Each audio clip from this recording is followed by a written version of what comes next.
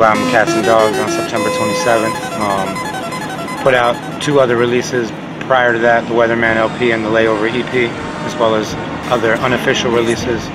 Yeah, the mixtape and DJ Ski Tape and I Don't Need Love EP and just a lot of different things, production as well. So I would say for the people who know about what I do, it's dope to have somebody who, sometimes it's dope, well, for me as a fan especially, to put other people up on shit, things that people don't necessarily know about through commercial radio or television. It's always nice to be like, yo, check this out, to put somebody up on something new. It almost gives you the feeling that it's your creation, and I do that a lot too as a fan. So I think it's dope when people know, the immediate records, but then I think it's dope when people know about the stuff that goes under the table as well.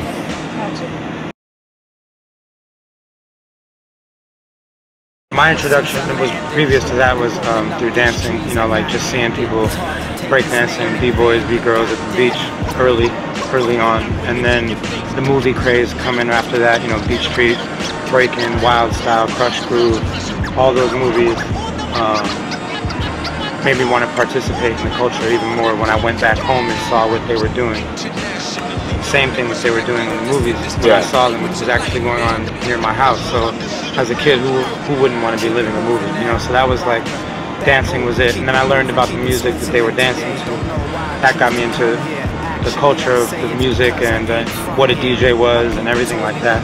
Later came the graph, skateboarding, rapping, producing. So it's been a natural evolution. So I feel like you covering all facets of like hip hop, I've had my hand or my feet in some part of it. You're on like the Taco Bell 4 Mill, you come in, you learn a little bit, almost like she calls it like a culture, hip hop is like the culture, and then like rap is just like the language. Just seeing you going through every stage is cool. Yeah, I'd say rapping is one of the elements of the culture for sure, but sometimes the DJ is, the light is not always shown on all the elements of hip hop, and I'm not one here to be like, if you don't like breakdancing, you're not hip hop. I don't look at it like that. You could like any of the elements. In fact, as being from graffiti, it was funny because a lot of the dopest graffiti artists didn't like rap music. Yeah. They were into heavy metal or punk music or reggae or whatever else they were into. So they were part of the hip hop culture, whether they liked it or not. So it's interesting how it all comes together.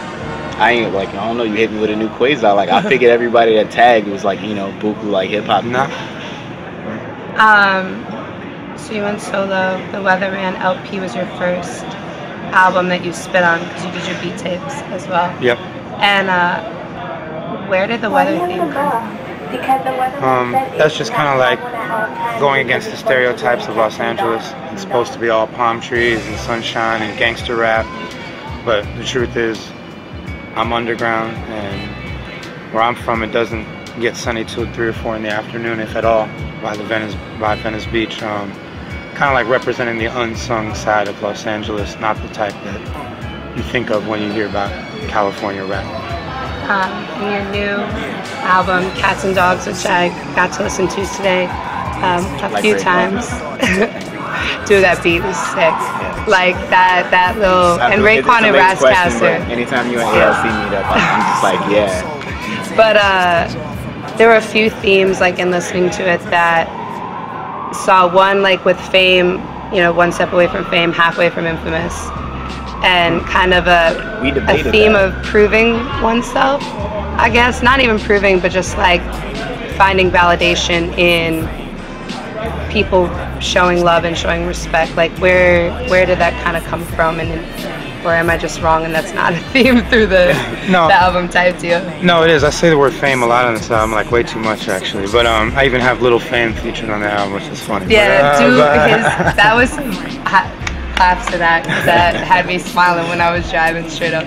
No, but my career is an interesting thing, some people, they know a lot about what I do, others really don't, and I don't blame anybody for that. I mean, I've been thinking about it a lot, and I've been bringing up this point. It's like, it's safe to, do you like Radiohead? Yeah, that's the biggest, the one behind the camera is the biggest Radiohead fan. So name me all the members of Radiohead. Tom York, Ed Selway, Phil Selway, the Greenwood. brothers, and I was close. All right, well, you could, but you're a Radiohead fan, and that's my point. Is just because you like a group, it's not your job to investigate everything about it. You could say I like Evidence, or you could say I like Dilated Peoples, but it doesn't mean that you have to know about everything of that group to be a fan. Some people choose to really delve in. You named a lot of the members. My dad would smack me if I could. He might be angry at me right now. That's my point. That's how some people really choose to look at a lot of things I do, and others kind of just pay attention when it comes around. And I'm not mad at either. So that's just how my life is kind of set up with my career. I could be famous in my setting at a show, something based around hip hop, and then I can go other places and just be anonymous, you know. So I said I'm halfway to famous, halfway away from infamous. You know, it's like. I said that earlier. I win. Boom. Yeah. We totally debated that or whatever, but I like how you, boom, your damn thing, you still that I'm gonna look away. That was fresh. Yeah. Another theme, which I think actually Mike is maybe in a better position to talk about, was from the Weatherman LP through now, talking about like your mother's passing, especially on, I mean, I Don't Need Love, level, like, and he explained it better to me about. I was just like, you know, like most times, like my mother and my father passed like 9 weeks apart from each other. So then I bumped into an old girlfriend from high school. We still really started vibing, and she wanted to connect, and it was hard for her to understand that like I really didn't want to make that bond with anybody else. It's like I Don't Need Love. Yeah. So I was just like, man, you know, like it's too new for me to like bury that old wound, and I don't want to start up something and like hurt myself. Yeah. So it's just like extra heavy.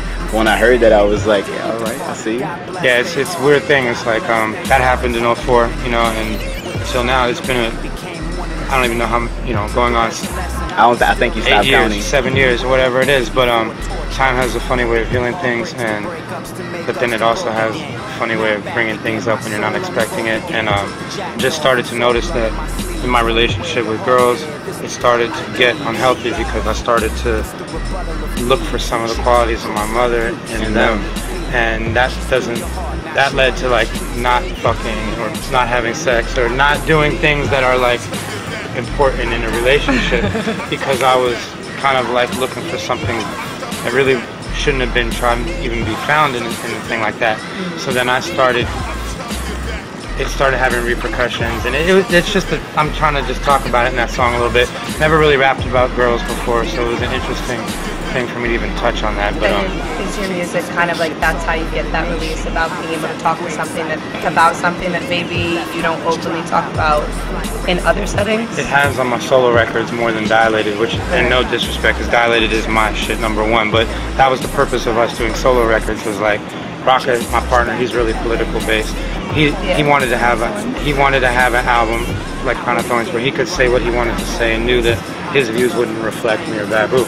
Because on Dilated Records, he's literally had to hold his pen before, like, I don't want to say this because I know you might not feel like that, or even if you do, I don't want you to have to go through the repercussions. So same thing with me, solo is like, they were like, yo, you could talk about anything you want. You can have a solo song for your mom, we'll help, whatever we could do.